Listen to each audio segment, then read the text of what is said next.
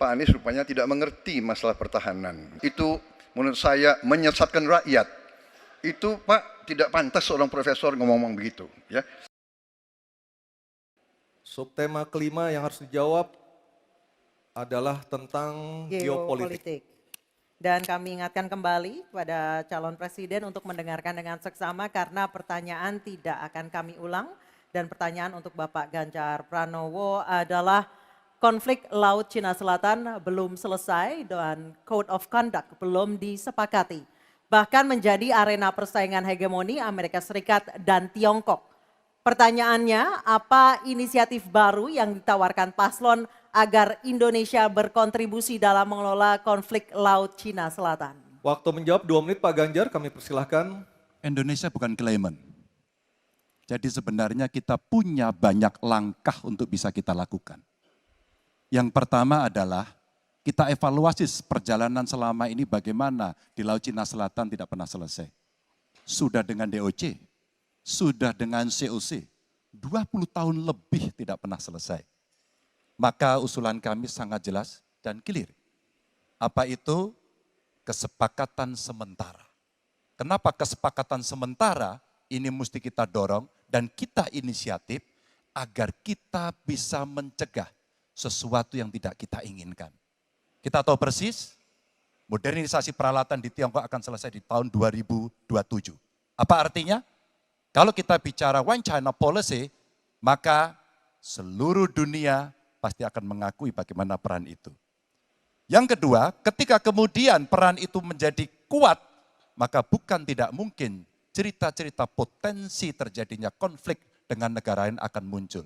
Mungkin perangnya tidak sampai ke Indonesia, tapi pada sisi lain kita bisa kena dampak. Yang berikutnya, bagaimana patroli bisa kita perkuat juga di wilayah Laut Cina Selatan. Maka kita butuh tanker-tanker terapung yang bisa dipakai untuk tentara-tentara TNI Angkatan Laut kita untuk bisa berpatroli. Sehingga logistiknya menjadi sangat murah. Tidak lagi kembali ke titik awal atau mereka bilang kami hanya pergi. Kalau kembali kami tidak bisa lagi karena logistik kami habis. Maka inilah titik-titik penting yang mesti kita dorong dan kita akan bisa membawa posisi inisiatif ini untuk membuat tadi yang saya sampaikan adalah kesepakatan sementara untuk menghindari potensi-potensi yang lainnya lebih tinggi. Kita akan meredam dengan cara itu. Terima kasih. Baik, terima kasih Pak Ganjar. Selanjutnya kami persilahkan. Mohon tenang. Harap tenang. Mohon tenang Bapak dan Kita Ibu sudah sekalian. sepakat di awal Bapak Ibu. Kami persilakan calon presiden nomor urut 1 Bapak Anies Baswedan untuk menanggapi jawaban dari capres nomor urut 3. Waktu Bapak 1 menit dimulai ketika berbicara. Jawaban Pak Ganjar tidak ada satu kata pun menyebut kata ASEAN. Padahal kata kuncinya di dalam menyelesaikan persoalan ini adalah ASEAN. Dan Indonesia negara terbesar di ASEAN, pendiri ASEAN. Indonesia harus kembali menjadi pemimpin ASEAN yang dominan. Bukan sekedar hadirin dalam summit-summit ASEAN. Kita menjangkau semua dan negara-negara ASEAN yang sekarang ini menjadi pintu masuk bagi kekuatan Tiongkok misalnya di Laut Cina Selatan. Apakah itu Laos, apakah itu Myanmar sekarang, itu akan menjadi bagian dari kesepakatan ASEAN terhadap wilayah Laut Cina Selatan. Bila di ASEAN kita membangun kesepakatan, bagaimana kita menata, bagaimana menghadapi kekuatan luar ASEAN. Karena kekuatan luar ASEAN yang datang di sini, maka kita menghadapinya sebagai satu regional. Bukan sekedar Indonesia berhadapan dengan negara lain, tapi satu region. Dan Indonesia memimpin ASEAN. Itu kata kuncinya menurut saya. Terima kasih. Baik, terima kasih Pak Anies. Mohon tenang Bapak dan Ibu sekalian. Mohon tenang. Kita lanjutkan Pak Prabowo untuk menanggapi jawaban dari capres nomor urut 3. Waktu Bapak 1 menit dimulai dari Bapak berbicara. Jadi keadaan Laut Cina Selatan menggarisbawahi bahwa kita perlu kekuatan pertahanan yang kuat. Kita perlu platform untuk patroli, kita perlu satelit, kita perlu banyak sekali. Dan untuk itu pertahanan harus kita bangun. Dan tadi ya sekali lagi Pak Anies ngomong-ngomong barang bekas karena Pak Anies rupanya tidak mengerti masalah pertahanan. Ya, tidak. Saya bersedia Pak Anies mengundang Pak Anies di tempat yang Pak Anies suka, kita diskusi. Saya akan bawa data. saya akan bawa data yang sebenar-benarnya. Ya. Jadi barang-barang bekas itu menurut saya menyesatkan rakyat. Itu Pak tidak pantas seorang profesor ngomong begitu. Ya.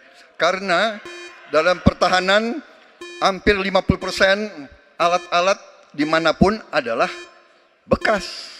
Tapi usianya masih muda. Baik, Waktu Jadi- habis Pak Prabowo. Terima kasih. Baik, selanjutnya kita, baik harap tenang, kita sudah sepakat di awal. Kita kembali ke calon presiden nomor urut 3 Bapak Ganjar Pranowo untuk merespon tanggapan dari kedua capres. Waktu Bapak 1 menit silakan. Terima kasih Mas Anies, saya tidak memberikan catatan ASEAN. Saya tahu persis pengambilan keputusan di ASEAN itu rumitnya minta ampun. Karena harus dengan konsensus. Maka kenapa banyak persoalan tidak selesai. Disitulah ketika kemudian amanah yang diberikan kepada saya, revitalisasi ASEAN.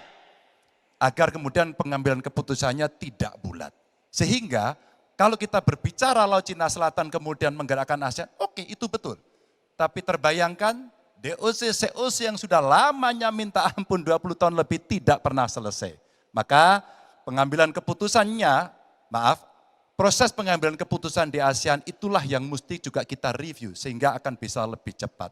Yang berikutnya, saya sepakat alutsista angkatan laut yang ada di sekitar sana harus menjadi prioritas. Dan begitu saya jadi presiden, kita tunjukkan kedaulatan kita, gas yang ada di Natuna Utara harus dieksploitasi oleh kita sendiri untuk menunjukkan power kita Baik. pada Waktu dunia. sudah habis Pak Ganjar, Habis. terima kasih. Tribun X menghadirkan lokal menjadi Indonesia.